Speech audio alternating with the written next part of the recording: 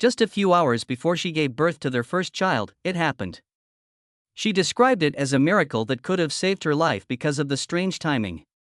In Detroit, Michigan, on October 29, 1988, Kat Timpf was born.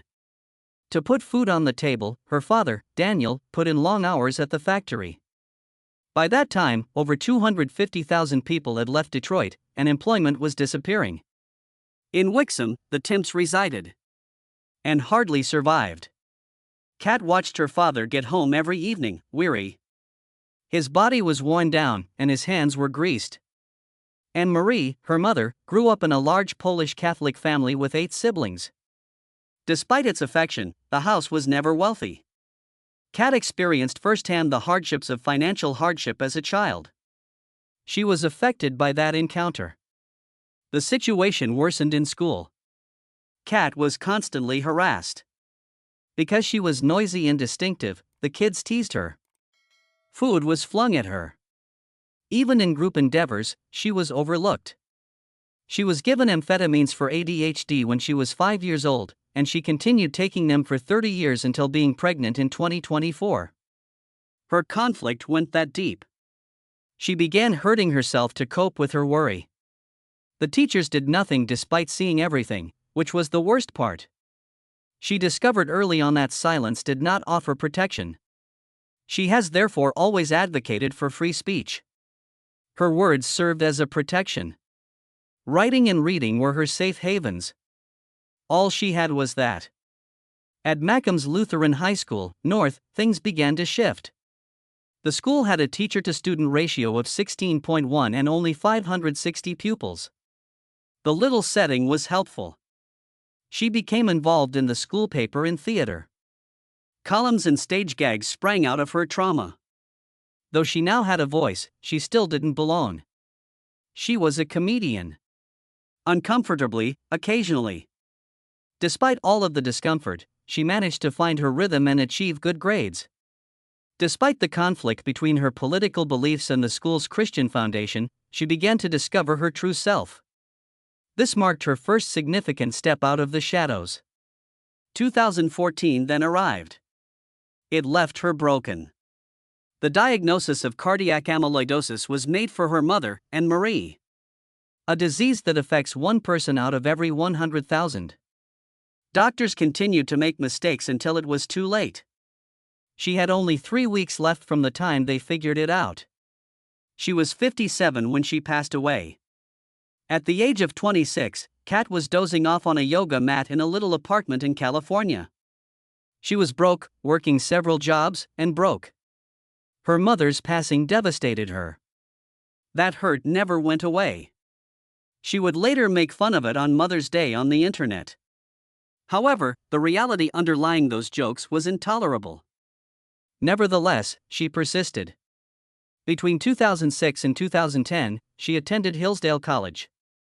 Her English degree was awarded to her with honors. She became involved with Chi Omega. In school, she contributed to the paper. In England, she pursued her studies overseas. The Detroit News was her internship. In order to continue attending college, she worked throughout the year because her parents couldn't afford it. Even though the recession was severe in 2010, she managed to finish. Her voice was honed by her Hillsdale education and influenced her views on politics. Her career was built on this combination of writing, acting, and independence. She interned in Los Angeles at KFI AM 640 in 2012. She was unable to follow instructions, despite being a traffic reporter in a helicopter every morning at 4 a.m. The entire job was that. They let her go.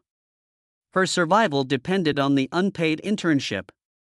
For the sole purpose of making it lawful, she enrolled in a nearby community college. For 4 months, she didn't take any days off. Early traffic reporting, internship at a radio station until 4 p.m., and shifts in the diner until 2 a.m. Even though she was exhausted, she continued. She was employed in 2013 by Campus Reform. She covered censorship and demonstrations on college campuses. In her stories, ridiculous regulations such as shutting down a Fiesta fundraiser over a single word or canceling a petting zoo due to a camel She exposed how free speech was eroding on college campuses with incisive wit. These were more than just tales. They were her means of retaliating against the quiet she had been exposed to as a child. Big media, however, didn't want her. California labor rules forced her to leave her unpaid internship at Fox News. She had lost her job in traffic. Both her apartment and her automobile were lost. She then drove up California's coast, pounding on the doors of radios. Enjoyed her voice but didn't give her any credit. She pleaded her way into a brief Washington Times segment. She repeatedly requested mic time. At last, they let her 2 minutes. She demonstrated her ability to provide what others were unable to. Her starting point was those 2 minutes. Her partner left her while she was lonely in Los Angeles. Since she was alone, she turned to get to her feet. She turned open mic nights into therapy. When she spoke loneliness and breakups, people chuckled. Not every time. She bombed hard sometimes. Not all of the jokes about feminism were funny. She would endure 45 minutes of rage and quiet. However, it helped her learn timing. It helped her learn how to read a room. That setback served as her training ground. She eventually found a job at International Business Times in 2014. She described how government bureaucracy stifled small enterprises. She was awarded a Robert Novak Journalism Fellowship in 2012. Her research centered on the potential impact of California's laws on the entire nation. That made her seem credible. Her publications included the National Review and Investor's Business Daily. She was listed among Conservative Voice's 30 Under 30. That was all the result of simply not giving up. Her big break came on May 31, 2015. She was on Fox News' The Greg Gutfeld Show. Her opening statement went viral. She criticized celebrities for using private aircraft to promote climate change. They have more carbon footprints than brain cells, she added, with over 50,000 shares in a single day. Individuals took notice. According to the ratings, people watched her exclusively. Fox employed her on a full-time basis in 3 months. Her portions had 23% higher engagement than the majority. She wasn't merely humorous. She was breaking through the cacophony. Fox offered her a co-host position on the Fox News Specialists in 2017. May 1 was its launch date. She was in continual conflict with Bonnie K. Williams and Eric Bolling over her libertarian beliefs. Charlottesville caused things to boil over. In her critique of Trump's answer, she claimed that white nationalists were devoid of decent people. There were 1.8 million viewers. It finished quickly, but the show was on fire. Bolling was fired on September 8, 2017, due to sexual misconduct. The show was over. Kat was in the dark. On Fox Nation, she debuted Sincerely Kat in May 2019. It was meant to be innocuous. It became raw instead. She talked candidly about her father's passing, eating issues, and anxiety. She declared that none of this was real when she removed her false hair, lashes, and glasses while on camera in one episode. Views of that episode reached 2.3 million. Observers witnessed a real person tearing down the barriers. Fox Nation's second most watched original program was this one. Kat was prepared when Gutfeld launched in April 2021. On the first day, 1.69 million people watched the show. It was 2.12 million on average by January 2022. She got viral with her quips on cancel culture. She claimed that cancel culture was the pastime of those who had no real hobbies in September 2021. There were 8.4 million impressions of just single line. After that, September 18, 2024, arrived. Then Trump appeared on the show. There were 4.9 million watchers of the show. She followed him to the letter. Playful and snappy as ever. In late-night television, she became the most watched woman. However, years ago, she experienced her most horrifying event. A man discovered her at Brooklyn's Union Pool on July 24, 2017, stepped in, and threw a whole bottle of water on her head. In less than 90 seconds, he had attacked after observing her from a distance. She was unable to deliver her address that evening. It has to do with the attack and criminal justice reform. Kept her quiet. It wasn't just any intoxicated person, she tweeted. There were almost 45,000 retweets of that post. She refused to go out unprotected for months. Although the man was never apprehended, she became something else in that instant. The ascension of Cat Timpf wasn't merely a surprise. It was as if, in the middle of a silent room, someone had torn open a securely sealed parcel. When she published her first book, You Can't Joke About That, on April 18, 2023, it shot to the top of the Amazon charts right away. After only a few weeks, she appeared on the New York Times bestseller list, where she remained for 3 weeks. However, individuals were not only astounded by the sales. The content was the issue. She wrote about cancel culture, cancer, dead parents, and rape jokes without fear.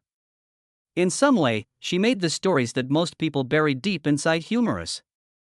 According to a 2019 research she quoted, 40% of Americans were already restricting themselves because they were afraid. That figure wasn't a random figure.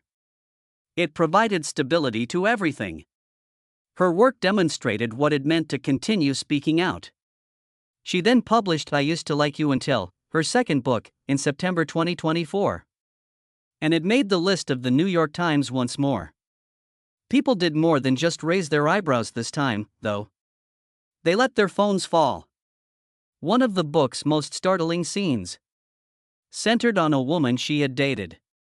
The woman's ultra-progressive mother, a professor of gender studies, was the reason the relationship ended, not politics or religion.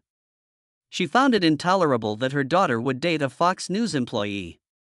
Stated unequivocally that she did not wish to be classified as heterosexual. That line reverberated in both progressive and conservative circles. After that, in September 2024, she appeared on Joe Rogan's podcast to discuss everything. The program was viewed millions of times. Disputation was nothing new to the cat. Since 2014, she had been contributing to National Review, and her initial essays had already garnered a lot of attention. In one, she criticized colleges for holding workshops that promoted victim narratives and blow-job tactics. In another, she asserted that Hillary Clinton was unable to dismiss Bill's allegations and still claimed to be a feminist. People weren't merely responding to her thoughts. She persisted despite their rage. Her essay, Doing Feminism, sparked a controversy in 2015 that raged for weeks. People started to either want to cancel or quote her. The Cat Timpf Show, her podcast, began airing in November 2016, not 2020. As some believe, and it turned into her area to draw back the curtain. She revealed in one episode how Accutane destroyed her emotional well-being. She was so depressed that viewers wrote in. When asked if she still wanted to stay on the radio, she replied that she detested herself more than her detractors could. She discussed the death of her mother, anxiety, and ADHD. It was raw, with humor as her only means of communication. Her lack of polish was what kept people around. In 2017, things became physical on July 24. Speaking on behalf of her buddy Ben Kissel's campaign, she was at Brooklyn's Union Pool. The man who approached her, tapped her, then threw a 1.5-liter bottle of water at her wasn't a stranger. He was trying to find her. She was forced to postpone her address. She claimed that it gave her the impression that she was not even entitled to be in public. He targeted her because of her job, according to surveillance. The woman, who was 28 years old, was subdued and wet. The public's interest in her wasn't new. Star Wars fans prod one another with their tiny space geek sticks, she said in a snarky jest on Red-Eye back in November 2015.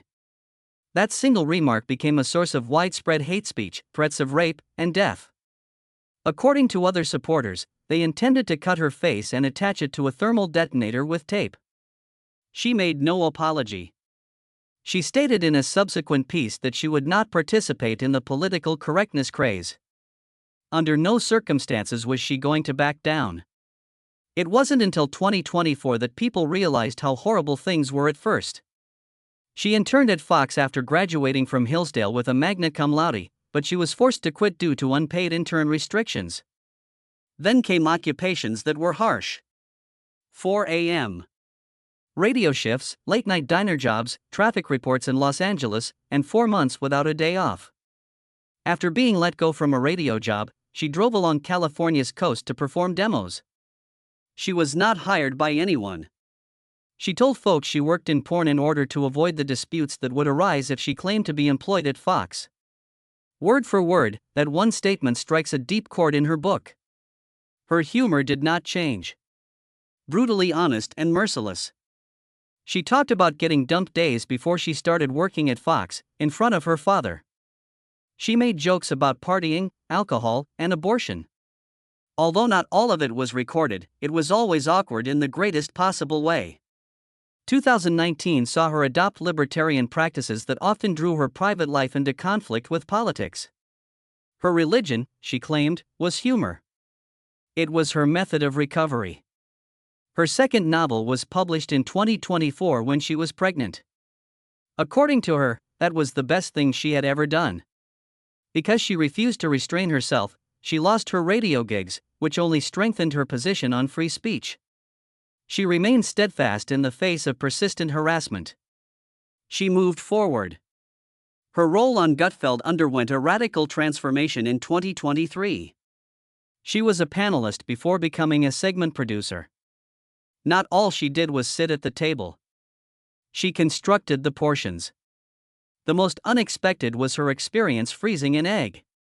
She turned one of the most intimate moments into a humorous skit. The internet took off. More than 2.3 million exchanges. It affected her pay. By the end of the year, $1.2 million. Next was the interview with Rogan. MAGA fans demand complete loyalty to Trump, she informed him for 3 hours in September 2024.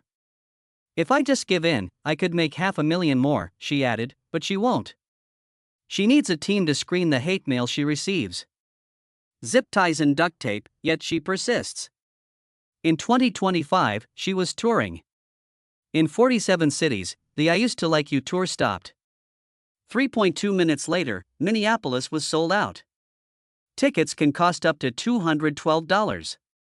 The tour earned her $847,000. She stated at one stop that her mother passed away 6 months following her initial Fox appearance. In the midst of her mute grief, she had to report news. The $300 VIP packages allowed people to watch the cat in real time for 30 minutes. Passionate and unvarnished. However, she had a career outside of theater. The Federalist's campus speech investigations in 2015 marked the beginning of it. Just the piece she published about a Pennsylvania university banning Christmas decorations received 2.1 million shares. 89% of the 73 speech infractions she observed were directed toward conservatives, demonstrating that campuses were no longer safe places for ideas. The Daily Show even included a segment based on one of the articles. The Federalist alone brought in $125,000 for her that year. Then, in 2025, she discovered she had breast cancer 15 hours before giving birth while on maternity leave.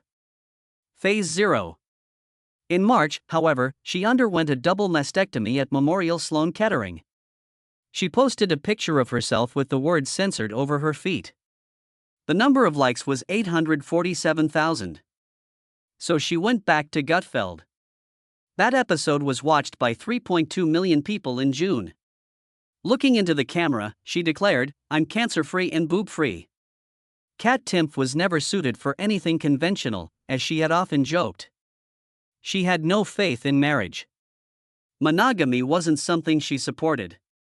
She enjoyed disorder and uncertainty, particularly in interpersonal interactions. Therefore, it felt like a mistake when she matched with Cameron Frischia after swiping right on Raya in 2019. He appeared to be a well-groomed financial professional with military experience. Preps for school, has a nice haircut, and is the total opposite of all the terrible boys she has dated in the past. She was drawn to him, though, for some reason. He just felt different, stable, calm, like the opposite of the messes I'd been attracted to before, she added later. Whatever ideas she still had were smashed on their first date. He avoided discussing stocks or brunch destinations. Afghanistan was one of his topics.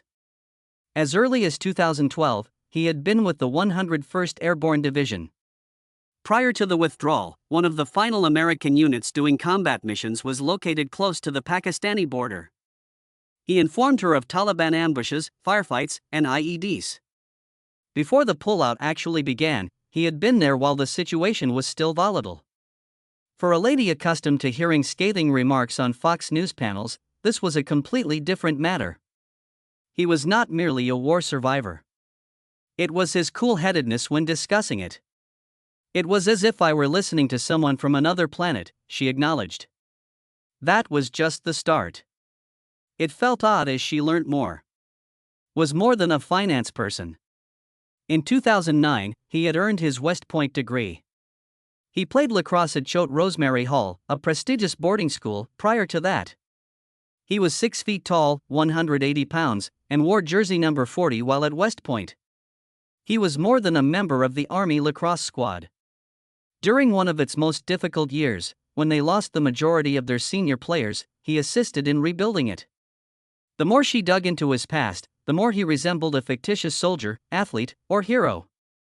She couldn't help but chuckle at how ridiculously flawless everything sounded. She was genuinely taken aback by his regard for her voice, not just by his CV. Because of her political comments, the majority of the guys she dated were unsure of how to respond. Or rants about late-night humor. Cameron didn't flinch, though. She was noisy and outspoken, which he liked. He pushed it. He didn't try to argue with her or silence her in order to gain an advantage. He simply encouraged her to continue while listening and asking questions. He stood out for that reason alone. Then the 2020 epidemic struck. They moved in together after only a year of courtship. At that point, everything she had previously believed began to unravel. Not living together. No conventional roles. She had always lived by that motto. The lockdown, however, made a decision. She leaned closer to him rather than pushing him away. In the same area, they developed a rhythm day after day. Don't use yelling bouts. No phony couples Instagram existence. Meals together, late-night arguments, peaceful mornings, and finally, a major surprise. An engagement ring. In August 2020, she showed it out on the Greg Gutfeld show as if it were nothing out of the ordinary. But it meant the world to her. Signified that she had undergone changes she never would have imagined. She was getting married on May 1, 2021. She did it her own way, though. She selected Want to Grow Old With You by Adam Sandler in place of the customary wedding music. She took her glasses off. In charge was Lisa Kennedy Montgomery. It said, "Until Death," on a neon sign. It didn't feel conventional at all. She went on to say, "It still surprises me that I got married." She vowed not to alter her identity or tone down her personality simply because she was someone's wife. She put it best in her Instagram post. Hell stopped. The proposition itself had been unexpected. Even though Cameron had the ring manufactured to order, Kat didn't cry when he proposed. She became frightened. For years, she had maintained that she didn't think that eternity existed. She was looking directly at it now. However, she acknowledged. It was because of him that she felt she could be ready, not because she was. After the wedding, everything was different once more. She felt liberated, not imprisoned. In all my life, I have never felt so free, she added. That independence became a more significant change. After never desiring children, perhaps one day possessed them. When she gave birth to their first child in February 2025, that someday arrived. Even so, things didn't go as planned. Doctors discovered stage 0 breast cancer during a prenatal visit just 15 hours prior to labor. She referred to it as a miracle. Early detection of the cancer was made possible by the pregnancy-related diagnostics. "I think my little guy could have saved my life," she stated. On March 20, 2025, she had a double mastectomy following the birth of her child. Most people wouldn't have said anything. Kat shared a selfie from her hospital bed with the message, censored, scribbled across her toes and a joke about breast size. Her sense of humor just became more incisive. A cake bearing the words "she was now free of her boobs" was sent by her co-host. It was proudly uploaded by her. Why was the shift so extreme? It went beyond marriage and parenthood. It was her own admission of her own error. She had declared to everyone that she didn't want to have children, get married, or practice monogamy. She later met a person who didn't make an effort to alter her. Abruptly, she transformed into someone else. It took her less than 6 years to get from rebel to wife to mother. Cameron remains silent in the background. You won't see him on Fox News. He doesn't do interviews very often. His only actual public appearance was a radio interview in 2021 in which he used scary military language to explain the Kabul airport bombing. He disapproved of the way the leadership handled the departure.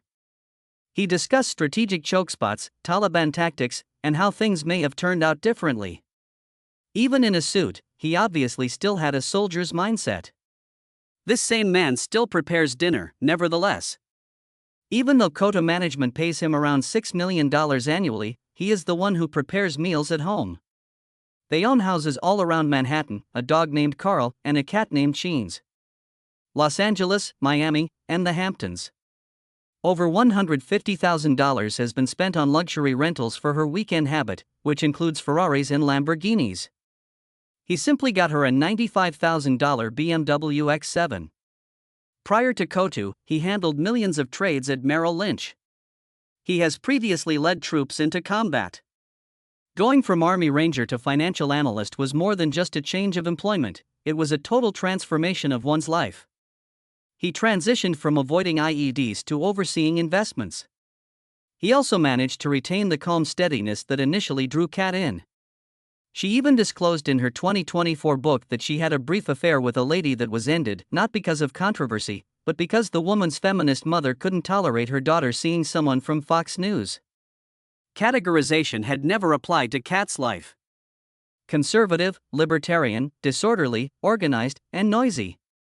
Confidential. She is all of it at once now. She once declared her intention to never marry, have children, or settle down. She now has a spouse who was a soldier before becoming a banker, raises a child, lives in luxury, and uses Instagram jokes about breast size to chuckle through her cancer recovery.